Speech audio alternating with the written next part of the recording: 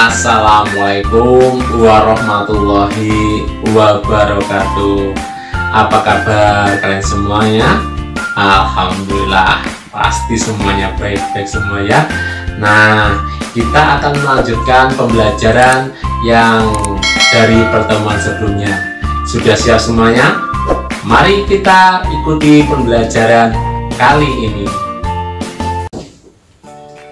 Pembelajaran daring online kelas 5. Tema 3, makanan sehat. Subtema 2, pentingnya makanan sehat bagi tubuh. Kita sampai pada pembelajaran yang keempat, masih dengan gambar yang sama, yaitu tentang kegiatan atau aktivitas di dalam pasar. Pada pembelajaran yang lalu kita sedikit sudah membahasnya. Mari kita lanjutkan untuk pembahasan selanjutnya. Ayo mengamati, perhatikan gambar-gambar berikut ya. Yang pertama itu ada gambar kostum sebuah tarian tradisional atau tarian daerah, dan juga ada yang sama kedua. Yang kedua itu tepatnya dari Kalimantan ya.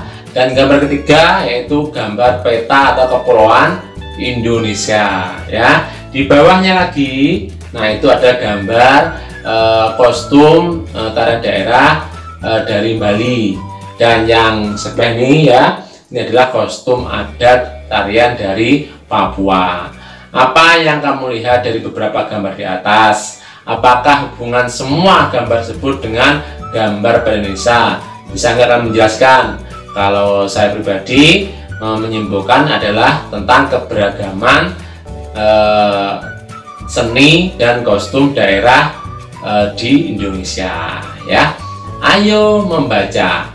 Bangsa Indonesia memiliki sebuah semboyan yang luar biasa, yakni Bhinneka Tunggal Ika. Bhinneka Tunggal Ika memiliki arti berbeda-beda tetapi tetap satu tujuan. Bahwasanya sekalipun di Indonesia terdapat begitu banyak suku, agama, ras, adat istiadat, bahasa, dan lain-lain, semuanya bersatu sebagai saudara sebangsa dan setanah air. Nah, perbedaan dan keanekaragaman yang ada justru menjadi sebuah kekuatan yang pada akhirnya memperkaya sifat budaya bangsa Indonesia dan lebih memperkuat persatuan dan kesatuan bangsa. Dengan keberagaman, manusia dapat saling bekerja sama dan bahu-membahu untuk memenuhi kebutuhan hidupnya, baik secara ekonomi, sosial, maupun budaya. Beragam profesi pun berkembang dan mendukung pemenuhan kebutuhan hidup. Bahasa Indonesia yang dipergunakan juga merupakan satu contoh hal yang menjembatani perbedaan sosial budaya yang terdapat dalam masyarakat Indonesia ya. Jadi sangat beragam sekali, sangat bineka. Artinya apa? Beraneka ragam. Amatilah gambar-gambar di bawah ini.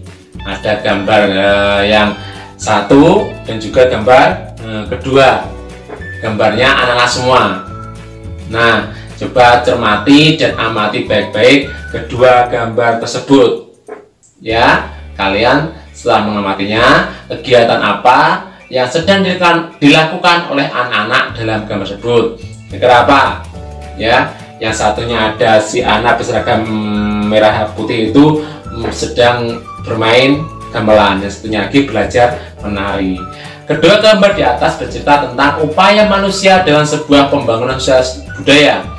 Bahasa Indonesia merupakan contoh upaya manusia dalam sebuah pembangunan sosial budaya. Kegiatan seni yang bertujuan melestarikan budaya Nusantara juga merupakan sebuah upaya pembangunan sosial budaya.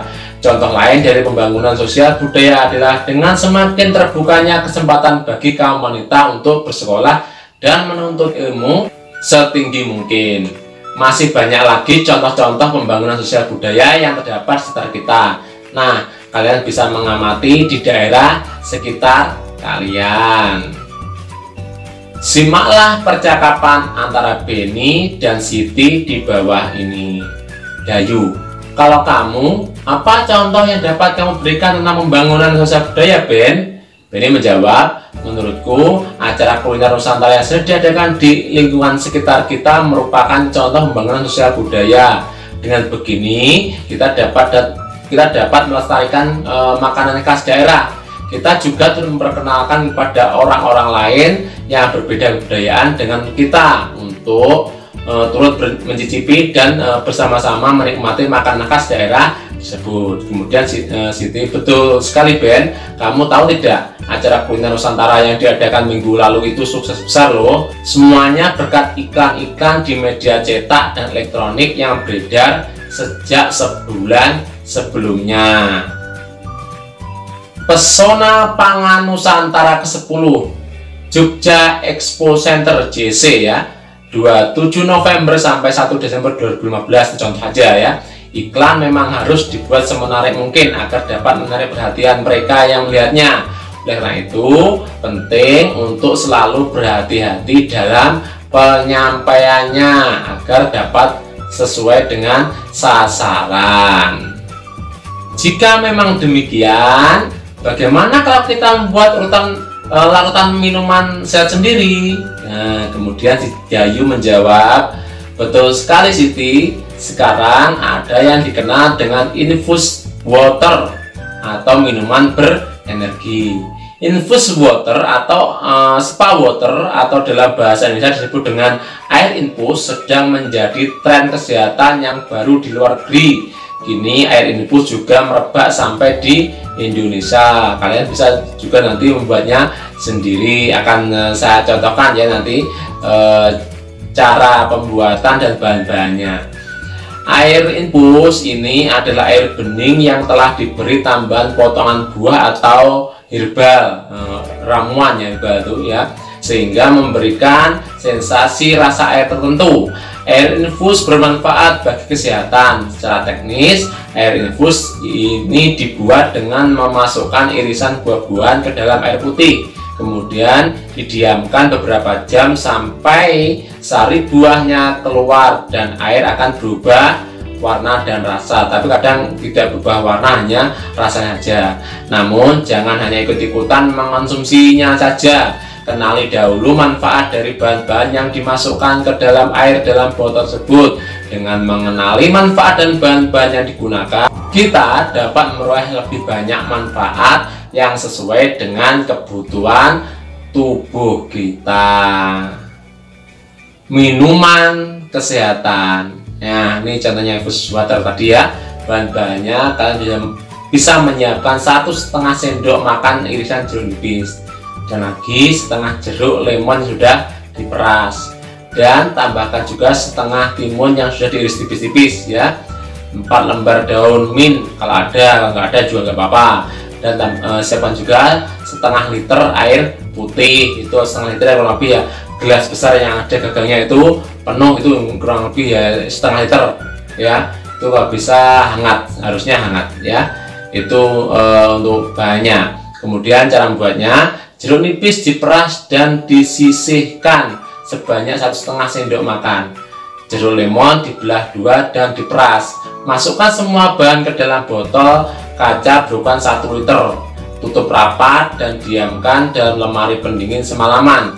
Minuman berenergi siap dikonsumsi keesokan harinya. Jadi kalau nggak salah itu kurang lebih 10 jam lah ya, itu baru bisa dikonsumsi. Karena apa? Dalam waktu itu sari-sari buah atau herbalnya dapat tercampur dengan air. Refleksi. Apa yang sudah aku pahami pada pembelajaran kali ini? Kita belajar tentang keberagaman yang ada di Indonesia. Juga kita belajar tentang daya tarik sebuah iklan ya. Kita juga mempelajari tentang minuman yang membawa manfaat bagi tubuh. Tadi contohnya adalah infus water. Sebagai pembelajaran, kalian bisa mengerjakan LKS latihan pembelajaran 4 pada halaman 49. Jangan lupa tetap saya nantikan kritik, saran, dan masukannya agar pembelajaran kedepannya bisa lebih baik lagi. Sekian dulu pembelajaran kali ini. Tetap semangat belajar, senantiasa berolahraga, dan jangan lupa berdoa. Dan satu yang pasti, selalu patuhi nasihat kedua orang tua. Itulah tadi pembelajaran kali ini. Semoga dari situ kalian bisa memetik materi yang penting yang bisa kalian implementasikan pada kegiatan sehari-hari. Sekian dulu pembelajaran kali ini. Terima kasih. Wassalamualaikum warahmatullahi wabarakatuh.